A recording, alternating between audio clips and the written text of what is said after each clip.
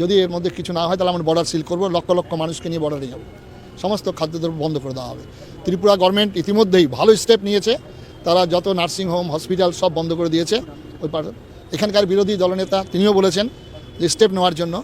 আমাদের মাননীয় মুখ্যমন্ত্রী পশ্চিমবঙ্গের তিনিও বলেছেন এই পরিস্থিতির পরিপ্রেক্ষিতে আমরা চাই রাজনীতির ঊর্ধ্বে উঠে আজকে মানবিকতার প্রশ্নে বাংলাদেশের সমস্ত সংখ্যালঘুদের পাশে দাঁড়ানো।